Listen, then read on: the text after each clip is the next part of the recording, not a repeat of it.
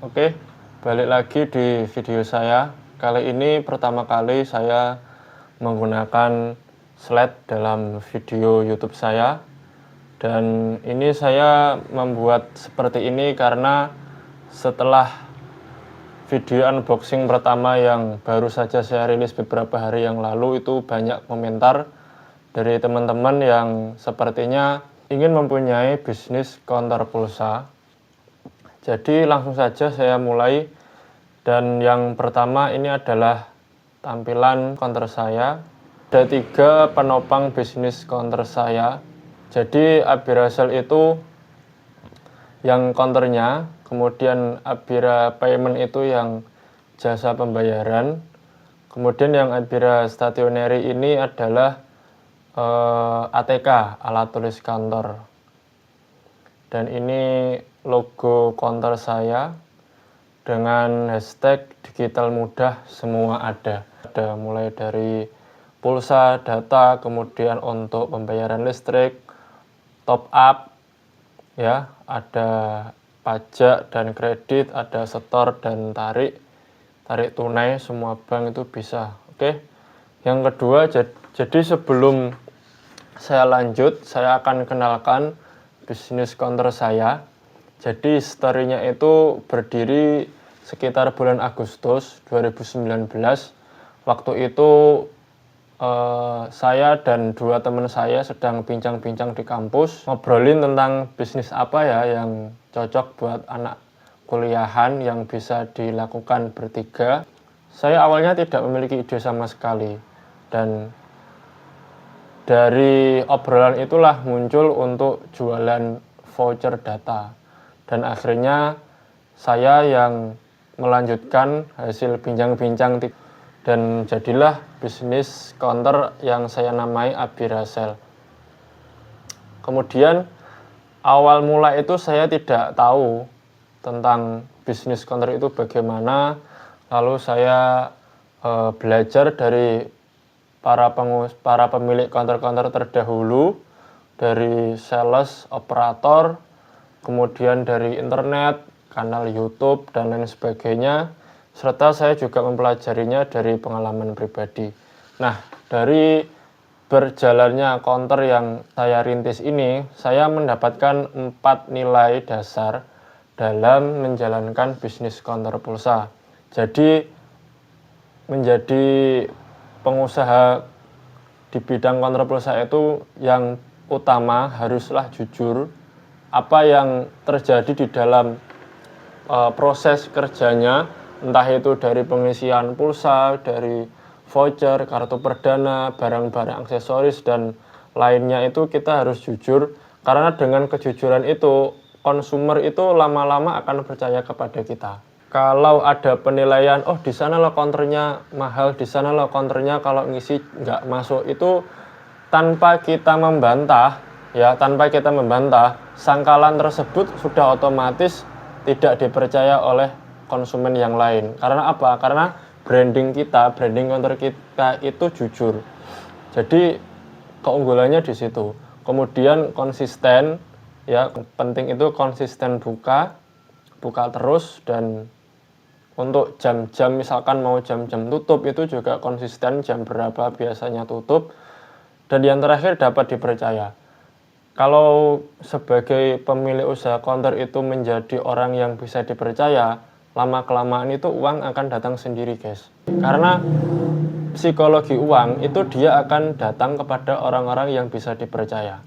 Kemudian keunggulan, totalitas, ya, maksimal kalau kita layani pembeli.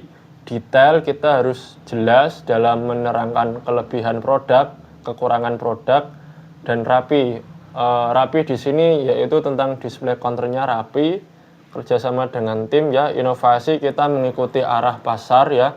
Trennya counter itu kayak gimana, setiap tahun itu pasti ada trennya sendiri, dan tren itu terjadi di beberapa tahun.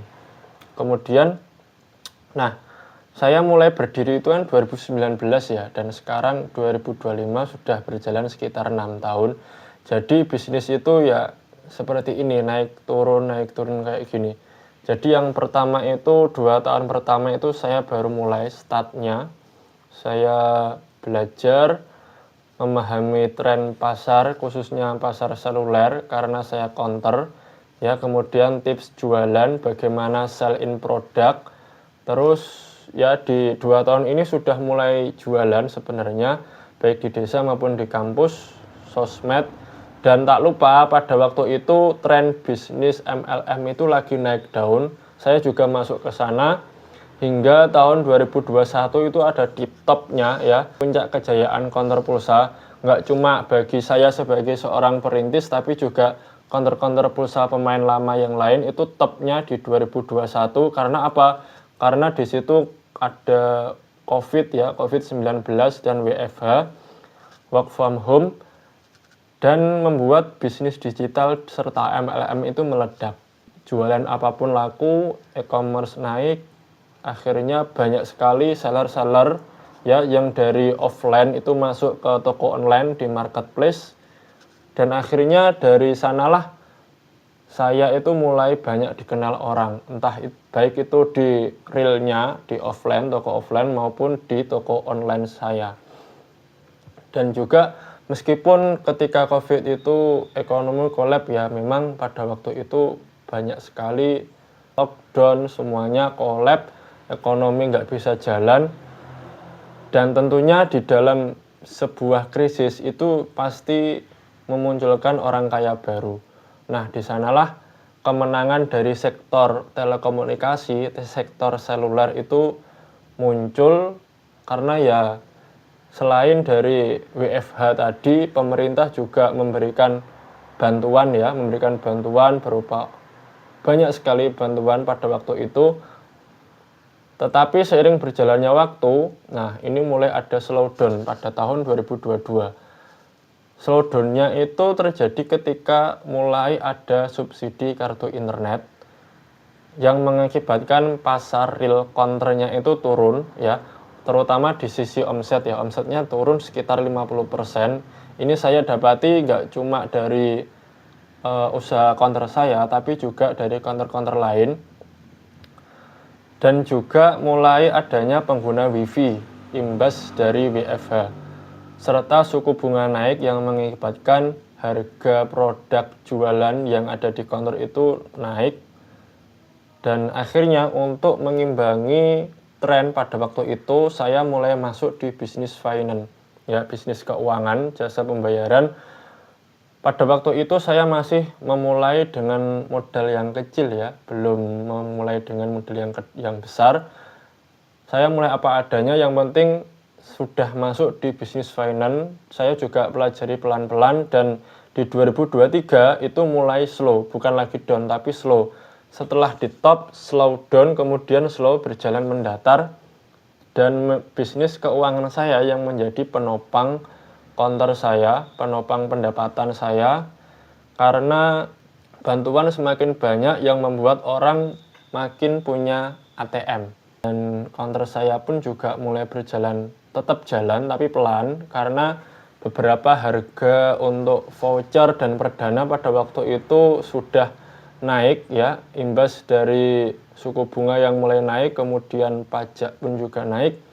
Dan saya melihat peluang di sana ada bisnis stationery yang belum jalan di wilayah saya. Akhirnya saya mulai masuk ke sana dan jadilah bisnis baru saya di bidang stationery, alat tulis sekolah ya. Meskipun nggak banyak tapi saya sudah mulai masuk, dan pada tahun 2024 itu bisa recover ya. Akhirnya saya mendapati behavior konsumen dari database penjualan saya, seperti konsumen itu sukanya apa sih, konsumen sekarang itu kalau belanja itu lebih kemana sih, seperti itu.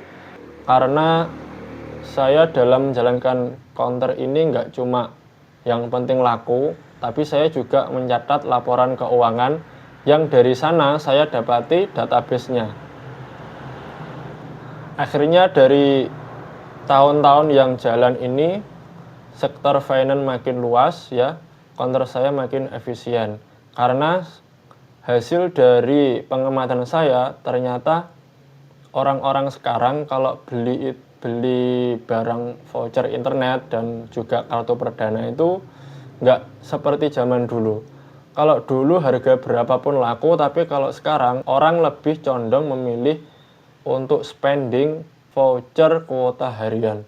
Akhirnya membuat saya berpikir bahwasanya mending saya nyetok banyak produk-produk voucher harian dibanding voucher bulanan.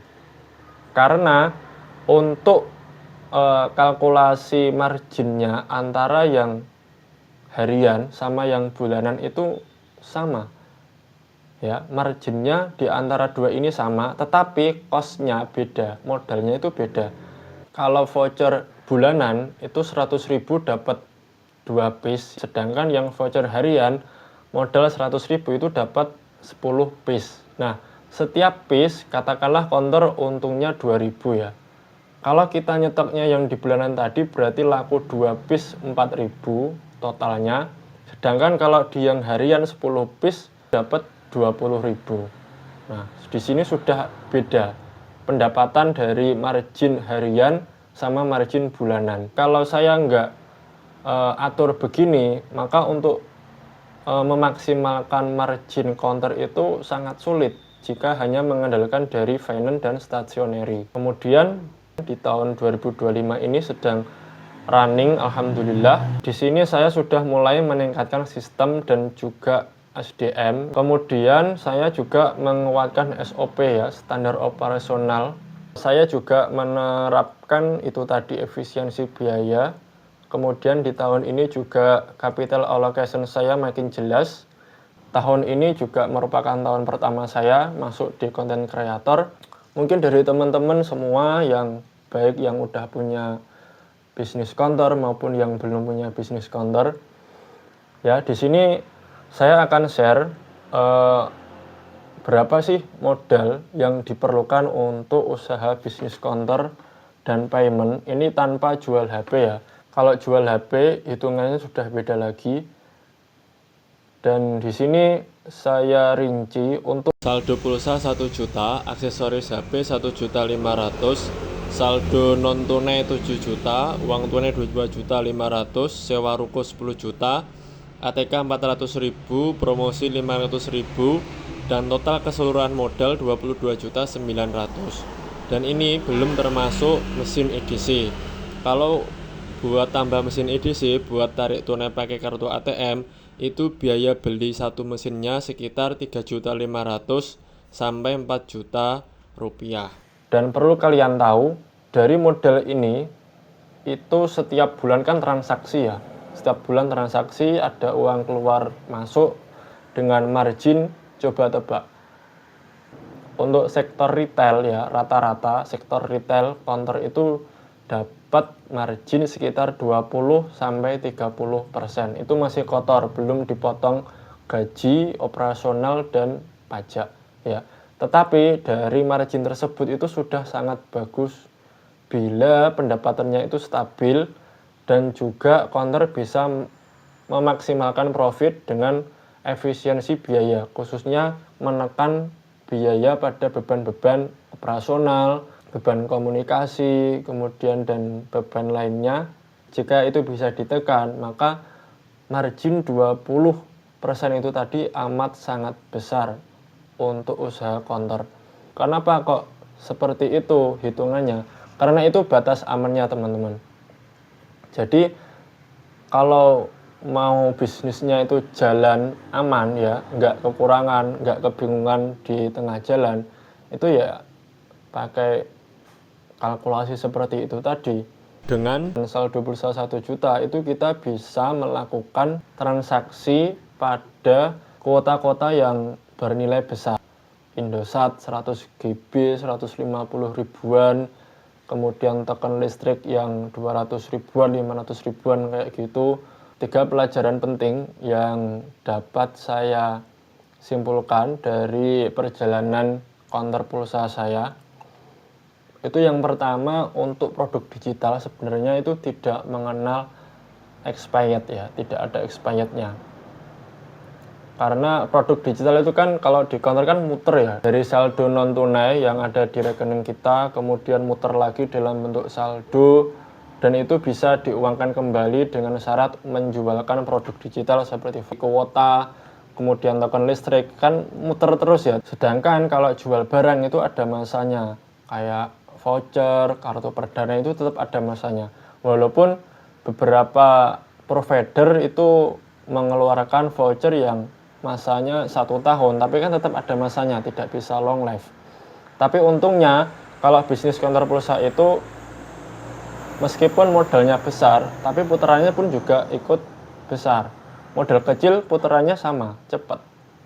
Dan di sini yang bisa kita kendalikan itu adalah barang-barang yang kita jual. Maka untuk counter pulsa, saran saya itu menjual barang yang relate dengan marketnya. Counter pulsa itu kan lebih condong ke seluler, telekomunikasi. Jadi ya barang-barang yang dijual itu di sektor itu.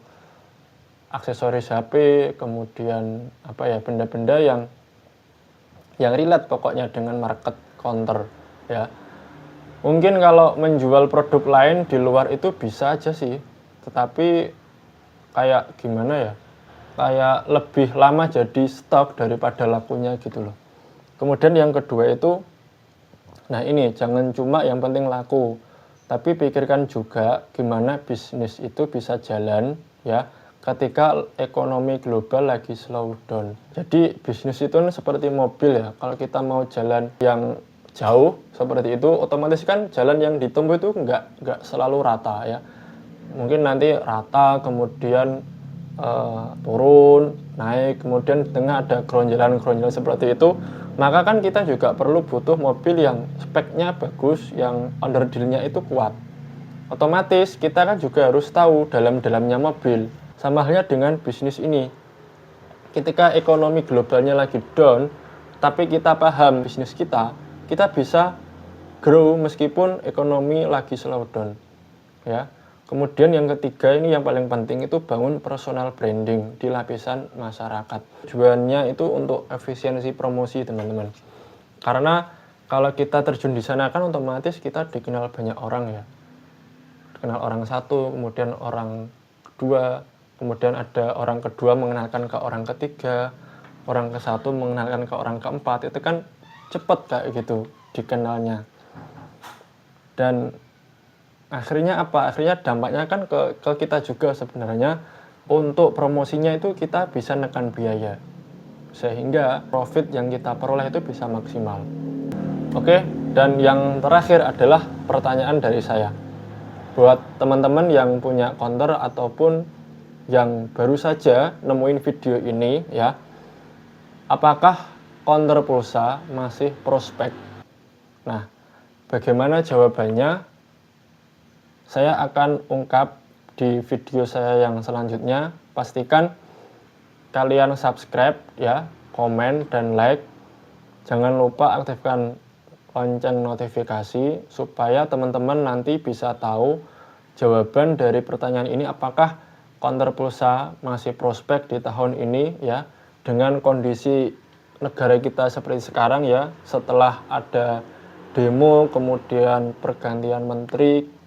Ya, mungkin ada kebijakan-kebijakan baru ya di sektor bisnis yang bisa mempengaruhi bisnis-bisnis kecil.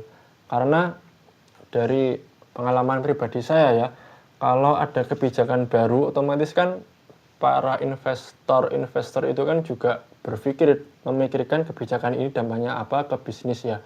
Bisnis kan ada yang besar ya, skala induknya seperti ini. Kalau di counter berarti kan di sektor telekomunikasi ya, seperti Telkomsel, XL, Indosat ya.